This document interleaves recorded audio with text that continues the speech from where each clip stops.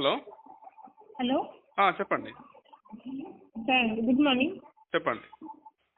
Sir రాబోయే MLC పట్టభద్రుల ఎలక్షన్లో మన ఆల్మోస్ట్ నరేందర్ రెడ్డి సార్ గారు పోటీ చేస్తున్నారు సార్.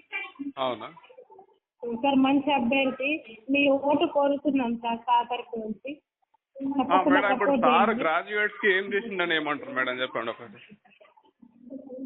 సార్ గ్రాడ్యుయేట్స్ కి ఏం చేసిండు, ఇప్పుడు ఇంతవరకు ఏమి సారు గ్రాడ్యుయేట్స్ కి ఇంతవరకు ఏమన్నా హెల్ప్ చేశారా ఏమన్నా? సార్ ఇప్పుడు సార్ ఆల్ఫోర్స్ విద్యా సంస్థలు పెట్టి చాలా మందికి ఎంప్లాయ్మెంట్ ఇచ్చారు కదా సార్ నరేందర్ రెడ్డి సార్. ఆల్ఫోర్స్ అంటే అది ఫ్రీ ఎడ్యుకేషనా మేడం, ప్రైవేట్ ఎడ్యుకేషన్? సార్ ఇప్పుడు సార్ ఫ్రీ ఎడ్యుకేషన్ కూడా ఇస్తాడు సార్, అలాగే బుక్స్ పంచుతున్నాడు.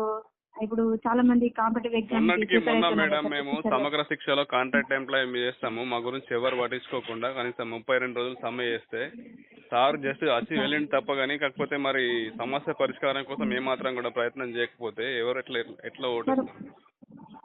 సార్ మొన్న మీటింగ్ అయింది కదా సార్ తిరుమల ట్రాఫిక్ గడలు, మీరు రాలేదా సార్?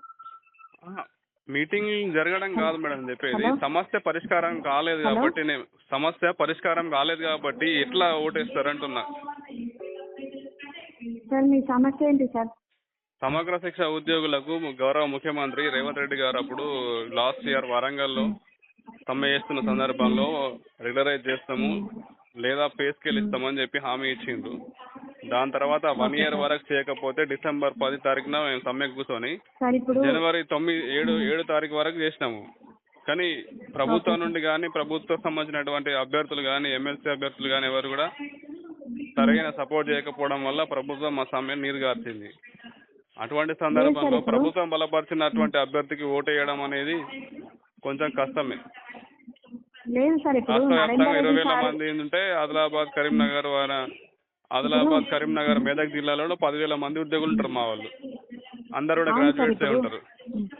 సార్ ఇప్పుడు సార్ కూడా గ్రాడ్యుయేషన్ పర్సనే కదా, అలాగే విద్యా సంస్థల చైర్మన్ కదా సార్కి ఇప్పుడు ఎడ్యుకేషన్ గురించి తెలిసిండదు సార్. సార్కి ఓటేస్తే సార్ మీ సమస్య క్లియర్ అవుతుంది సార్ తప్పకుండా. గతంలో కూడా ఇట్లనే అన్నారు మేడం, సమస్యలు పరిష్కారం అవుతాయని చెప్పి, గెలిచిన వాళ్ళు ఏం చేయలేము మళ్ళీ.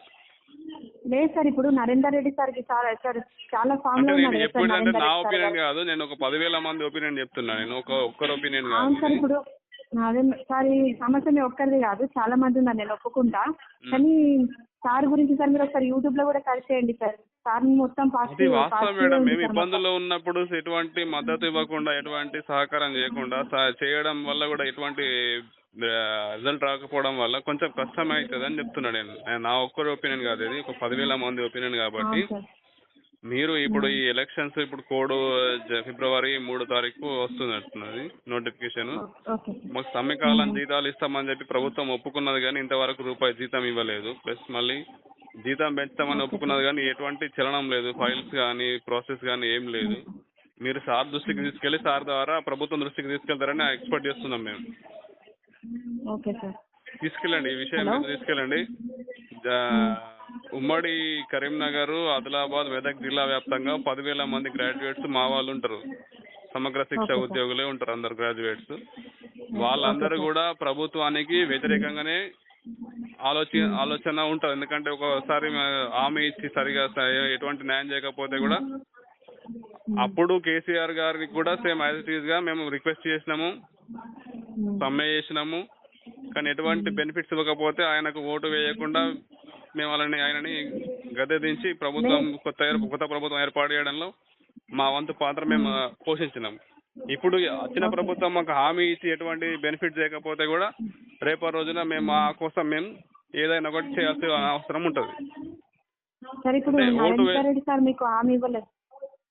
సార్ హామీ ఇచ్చుడని కాదు మేడం, సార్ అభ్యర్థిత్వం నిలబడినప్పుడు మాకు సపోర్ట్ గా ఉండి ప్రభుత్వం దృష్టికి తీసుకెళ్లి సమస్య పరిష్కరించాలని మేము కోరుకుంటున్నాం, అంతే, వేరేదేం లేదు. సార్ మొన్న మీటింగ్ అయినప్పుడు మీరు వస్తుంటే సార్ సార్ని అడగాల్సింది. మేడం ఎక్కడ మీటింగ్ జరిగింది? సార్ తిరుమల క్లాసిక్ గంటల మీటింగ్ అయింది కదా సార్ సండే రోజు, గుర్తుందా? ఆదిలాబాద్ లో అయిందా? అవును సార్. లేదు మేడం, ఆ రోజు నేను రాలేదు, నాకు సమాచారం లేదు. కానీ ఈ విషయం మీరు తీసుకెళ్ళండి, సార్ దృష్టికి తీసుకెళ్ళి సార్ ద్వారా ప్రభుత్వ దృష్టి కూడా తీసుకెళ్తే బాగుంటుంది. Okay sir.